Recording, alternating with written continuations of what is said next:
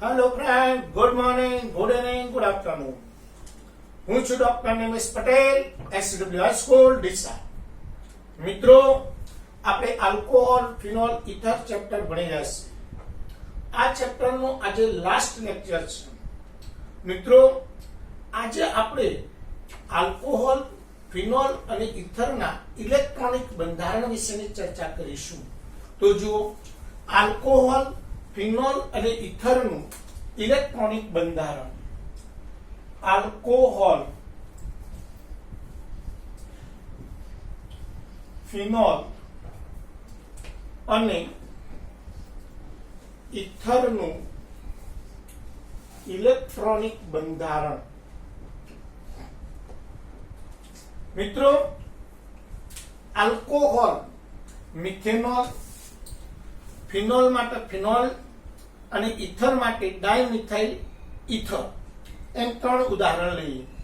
તો મિથેનોલ નું બંધારણ CHHOH.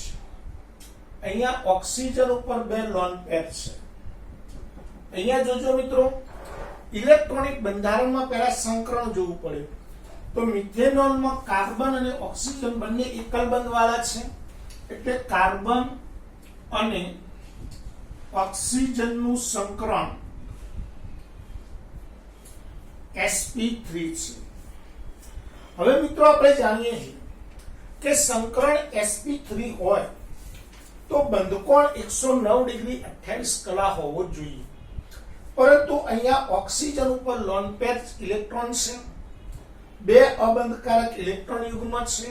આથી VSEPR સિદ્ધાંત મુજબ બંધકોણ સંકોચન પામે છે, એટલે 109 ડિગ્રી 28 કલા કરતા થોડોક ઓછો હોય છે. આથી COC બંધકોણ COH બંધકોણ 109 ડિગ્રી 108.9 ડિગ્રી છે. મિત્રો, ત્રીજો પોઈન્ટ, અહીંયા CO બંધ લંબાઈ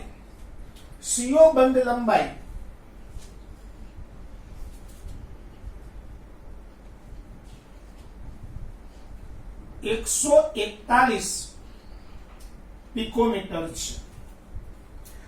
CO બંધ લંબાઈ 141 પિકોમીટર છે. હવે મિત્રો, અહીંયા ધ્યાન આપજો. એ જ રીતે સેમ ફિનોલનો વાર્તા ક્લિયર કરીએ. તો ફિનોલ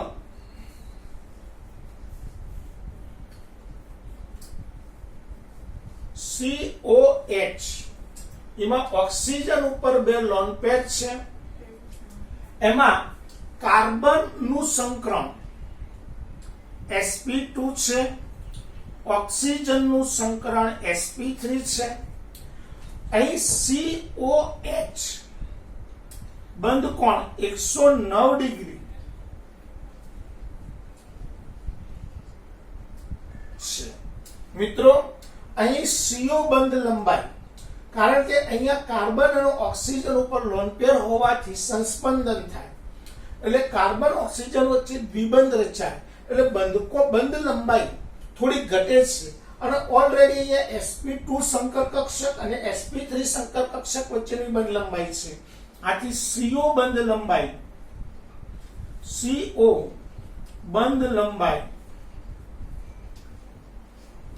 136 પિકોમીટર છે.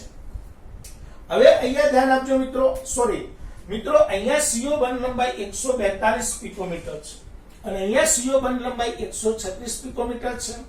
હવે લઈએ ઇથર. ઇથર માટે આપણે ઉદાહરણ લઈએ CHHH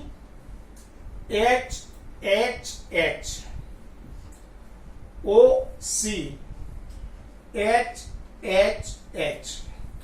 અહીંયા ઓક્સિજન ઉપર બે લોન પેર છે. હવે મિત્રો, અહીંયા કાર્બન ઓક્સિજનનું સંકરણ sp3 છે. બંધકોણ COC બંધકોણ 111.7 ડિગ્રી છે અને CO બંધ લંબાઈ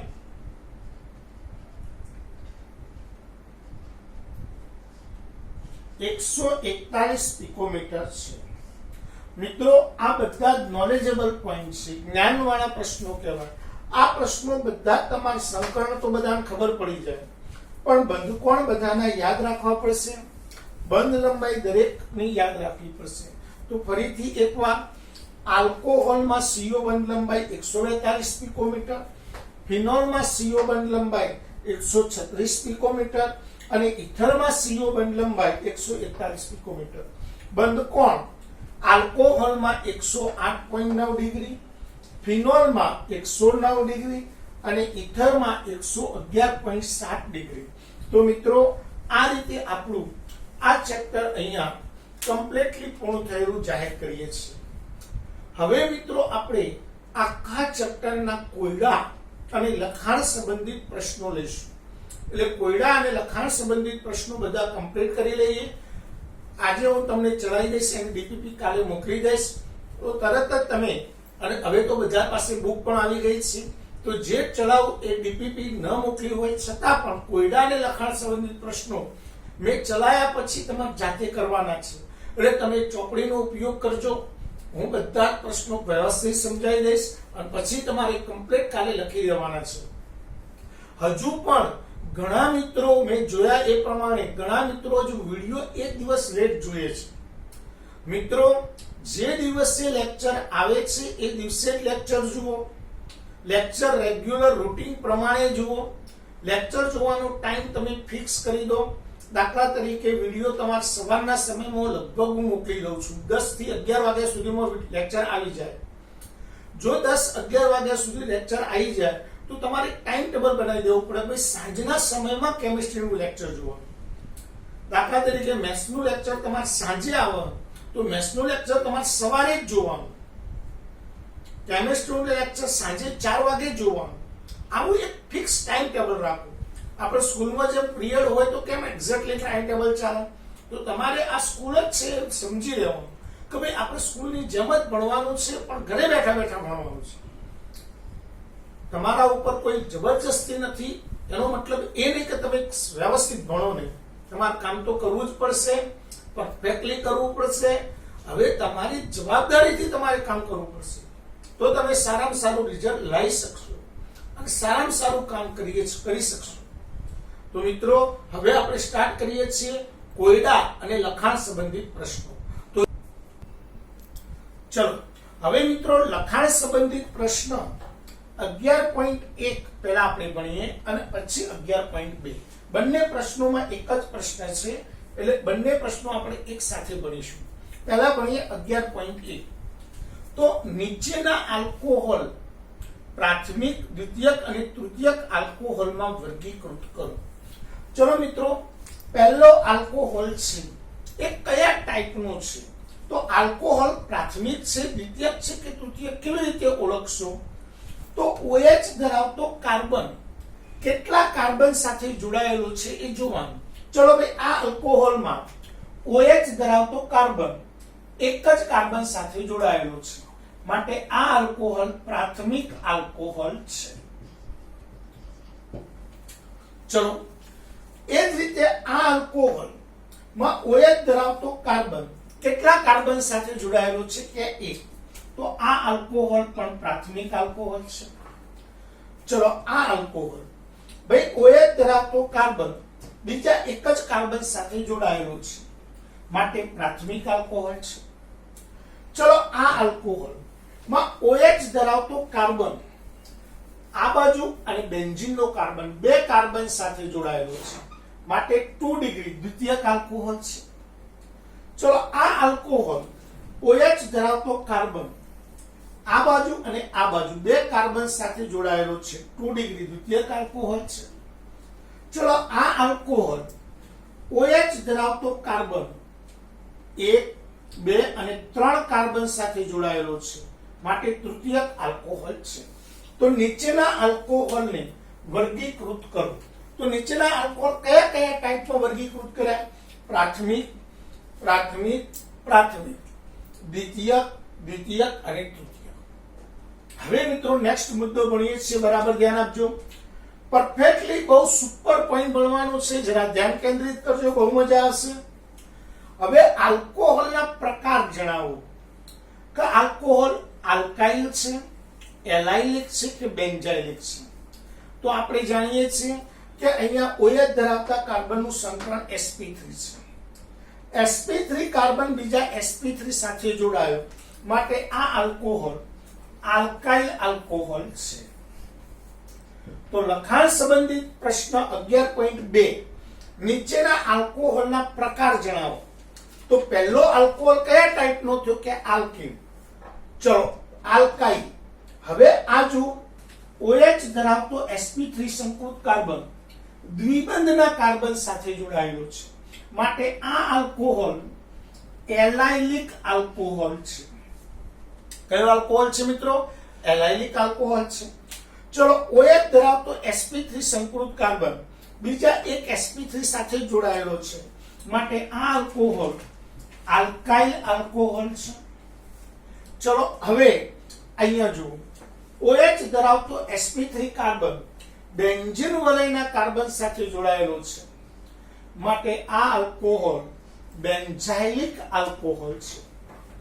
ચલો OH ધરાવતો sp3 કાર્બન બીજા sp3 સાથે જોડાયેલો છે માટે આલ્કાઇલ આલ્કોહોલ. ચલો OH ધરાવતો sp3 સંકૃત કાર્બન દ્વિબંધના કાર્બન સાથે જોડાયેલો છે માટે એલાઇલિક આલ્કોહોલ. હા, ફરીથી એકવાર આપણે લખાણ સંબંધિત પ્રશ્ન 11.1 માં આલ્કોહોલના પ્રકાર જ જણાવવાના હતા. પ્રાથમિક, દ્વિતીય કે તૃતીય પ્રકારમાં વર્ગીકરણ કરવાનું. 11.2 માં માત્ર એલાઇલિક આલ્કોહોલ જ ઓળખવાના હતા, પણ આપણે બધા પ્રકારના આલ્કોહોલ જણાવ્યા કે ભાઈ આ પહેલો આલ્કોહોલ તો કે આલ્કાઇલ. તો આપણને આલ્કોહોલનું વર્ગીકરણ કર્યું ત્યારે આપણે ભણ્યા હતા કે OH ધરાવતો sp3 સંકૃત કાર્બન બીજા sp3 સાથે જોડાય તો આલ્કાઇલ. OH ધરાવતો sp3 સંકૃત કાર્બન દ્વિબંધના કાર્બન સાથે જોડાય તો એલાઇલિક. OH ધરાવતો sp3 સંકૃત કાર્બન બેન્ઝીન વલયના કાર્બન સાથે જોડાય તો બેન્ઝાઇલિક. આ રીતે આપણે આલ્કોહોલનું વર્ગીકરણ કરીએ છીએ. તો મિત્રો અહીંયા લખાણ સંબંધિત પ્રશ્ન 11.1 અને 11.2 કમ્પ્લીટ થઈ ગયો. હવે આપણે ભણીશું કોયડા નંબર 11.1. ચલો મિત્રો, હવે આપણે ભણીએ છીએ કોયડા નંબર 11.1. ભાઈ નીચેના સંયોજનોના IUPAC નામ લખો. તો હવે મિત્રો IUPAC નામમાં ખાલી પ્રેક્ટિસ જેટલા પણ આવે એટલાની પ્રેક્ટિસ કરવાની છે. ચલો પહેલું કામ શું કરીશું? લાંબામાં લાંબી શૃંખલા. ચલો કેટલા કાર્બન છે? 1 2 3 4 5. 5 કાર્બન એટલે પેન્ટેન. ચલો નંબર આપો OH બાજુથી પહેલો, બીજો, ત્રીજો, ચોથો અને પાંચમો. પૂર્વક લાગે એવા ક્લોરો અને મિથાઇલ ક્લોરો પહેલા લખવાનો. તો 4 chloro,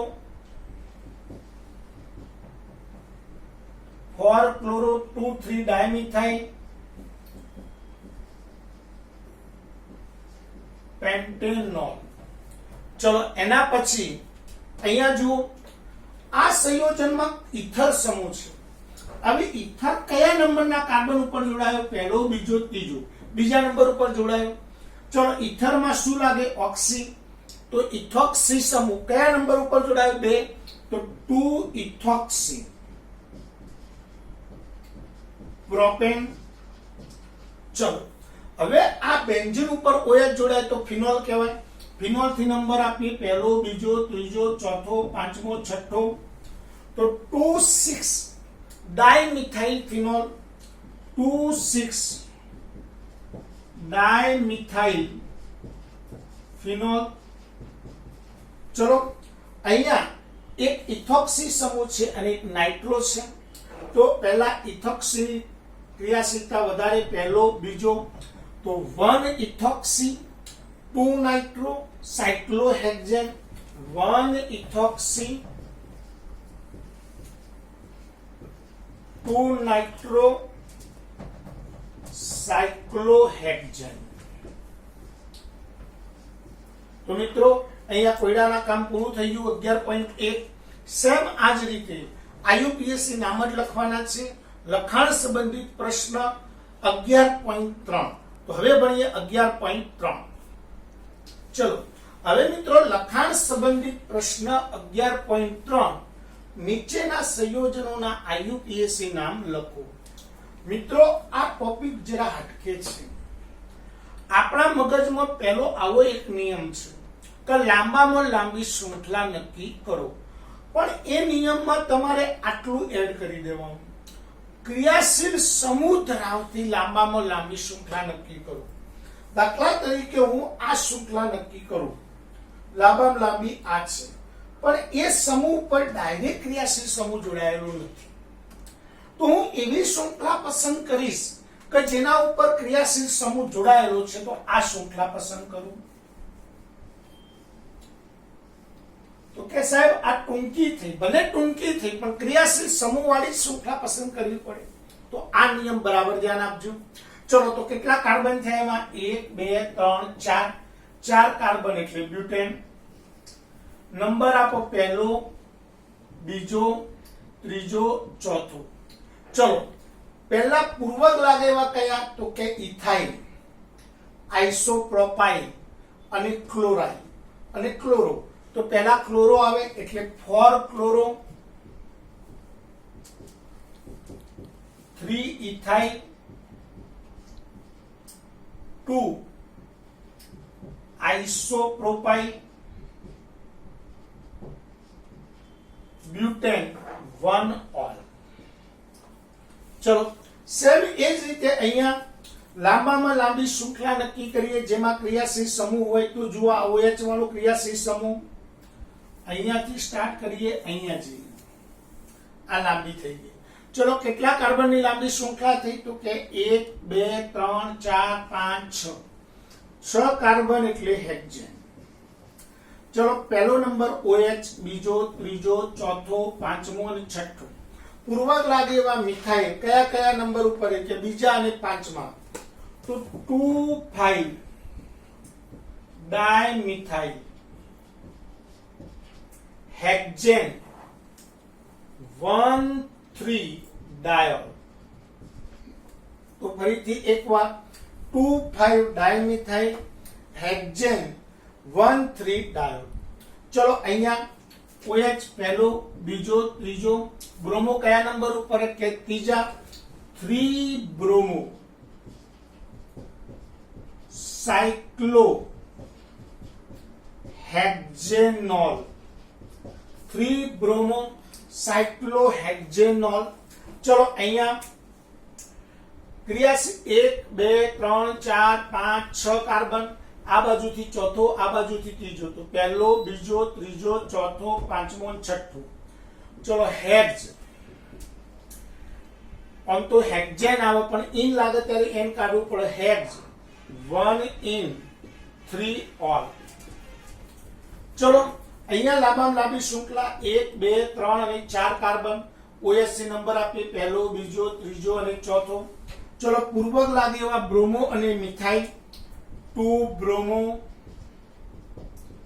3 methyl, but, 2 in 1 all. तो मित्रों અહીંયા લખાણ સંબંધિત પ્રશ્ન 11.3 કમ્પ્લીટલી પૂરો થાય છે. હવે આપણે ભણીશું કોયડા નંબર 11.2. તો ચોપડીમાં તમે જરા જોતા રહેજો. કોયડા નંબર 11.2. ચલો મિત્રો કોયડા નંબર 11.2. મિત્રો કોયડા નંબર 11.2 માં બ્યુટેનાલનું ઉદ્દીપકીય રિડક્શન. તો આ પ્રશ્ન શું કહે છે પહેલા સમજો. નીચેની પ્રક્રિયાઓ લખી નિપજોના નામ, આઈયુપીએસસી નામ અને બંધારણ લખો. ચલો પહેલા છે બ્યુટેનાલનું ઉદ્દીપકીય રિડક્શન. ચલો બ્યુટેનાલ એટલે કેટલા કાર્બન થાય? 4 CH3 CH2 CH2 CHO. હવે બ્યુટેનાલનું રિડક્શન કરવું છે તો આપણને ખબર છે આલ્ડીહાઇડ અને કીટોનનું રિડક્શન નિર્બળ રિડક્શન કરતા વડે થઈ શકે છે. તો NaBH4 વડે રિડક્શન કરું સોડિયમ બોરોહાઇડ્રાઇડ વડે. તો આલ્ડીહાઇડના રિડક્શનથી આપણને ખબર છે પ્રાથમિક આલ્કોહોલ મળે છે. આલ્કોહોલની બનાવટો થોડી યાદ કરવાની મિત્રો. તો આમાં એક કાર્બન સાથે H અને એક ઓક્સિજન સાથે H એટલે નિપજ મળે CH3 CH2 CH2 CH2OH બ્યુટેનાલમાંથી butanol. ચલો મંદ સલ્ફ્યુરિક એસિડની હાજરીમાં પ્રોપીનનું જલીયકરણ. ચલો propyne CH3 CH double bond CH2 એનું H+ ની હાજરીમાં પાણી સાથે પ્રક્રિયા કરીએ. એસિડ ઉદ્દીપકની હાજરીમાં જલીયકરણ. તો એસિડ ઉદ્દીપકમાં પાણી સાથે પ્રક્રિયા કરો. પાણીના બે આયનો H+OH-. તો OH ઓછા હાઇડ્રોજન ધરાવતા કાર્બન સાથે જોડાય અને H વધારે હાઇડ્રોજન વાળા કાર્બન સાથે, અને વચ્ચેનો પાઈ બંધ તૂટી જાય એટલે નિપજ મળે CH3 CHOH CH3 propane to all. તો પ્રોપીનમાંથી પ્રોપેન ટુ ઓલ. ચલો પ્રોપેનોનની મિથાઇલ મેગ્નેશિયમ બ્રોમાઇડ સાથેની પ્રક્રિયા અને ત્યારબાદ જળ વિભાજન. મિત્રો આ પ્રક્રિયા તમને યાદ આવી જુઓ કે મિથાઇલ મેગ્નેશિયમ બ્રોમાઇડ સાથેની પ્રક્રિયા એટલે ગ્રિગ્નાર્ડ પ્રક્રિયા કહેવાય. તો પ્રોપેનોનની ગ્રિગ્નાર્ડ પ્રક્રિયા કરવાની છે. તો પ્રોપેનોન એટલે CH3 C double bond O CH3. ચલો એની methyl magnesium bromide CH3 MgBr ઇથરની હાજરીમાં પ્રક્રિયા કરીએ. તો MgBr O સાથે જોડાય અને CH3 C સાથે જોડાય અને વચ્ચેનો પાઈ બંધ તૂટી જાય એટલે નિપજ મળે CH3 C O MgBr ઉપર CH3 આ બાજુ CH3. ચલો એનું જલીય એસિડ વડે જળ વિભાજન કરીએ. જલીય એસિડ H2O. તો આમાં H+OH- સાથે MgBr જોડાય એટલે MgOHBr છૂટા પડે. આ HO સાથે જોડી જાય એટલે CH3 C CH3 CH3OH. તો નિપજ મળી 2 મિથાઇલ પ્રોપેન ટુ ઓલ. તો મિત્રો આપણે કોઈ પણ પ્રક્રિયા આપી છે તો એ પ્રક્રિયામાં કયો ઉદ્દીપક વાપરવો પડે એ બધા કોન્સેપ્ટ આપણને ક્લિયર હોવા જોઈએ. તો મિત્રો કોયડા નંબર 11.2 આપણે કમ્પ્લીટ કરી દીધું. હવે મિત્રો આપણે લખાણ સંબંધિત પ્રશ્ન આવે છે, પરંતુ અહીંયા થોડું ધ્યાન આપજો મિત્રો, કારણ કે કોયડા અને લખાણ સંબંધિત પ્રશ્નો આપણે 2 લેક્ચરમાં ડિવાઈડ કરવાના છે. એટલે એક લેક્ચરમાં લેક્ચર લાંબુ થઈ જાય એમ, અને 2 લેક્ચર કરીશું તો 2 નાના નાના લેક્ચર બનશે. કોઈ વાંધો નથી. એક નાનું લેક્ચર આજે રાખીશું અને એક નાનું લેક્ચર કાલે રાખીશું. એમ 2 લેક્ચરમાં આપણે લખાણ સંબંધિત પ્રશ્નો અને કોયડા કમ્પ્લીટલી પૂરા કરી દઈશું. એટલે કોયડા આટલા સુધી જ રાખીશું. આજે 11.2 સુધીનું કામ, કોયડા નંબર 11.2 સુધીનું કામ કમ્પ્લીટ થઈ ગયું છે. ત્યાં સુધીની ડીપીપી પણ બની ગઈ છે. તો તમને આજે એટલે આજના લેક્ચરમાં હું તમારા સાથે જ ડીપીપી મોકલી દઈશ. તમે કમ્પ્લીટલી લખી દેજો. જય હિન્દ, જય ભારત.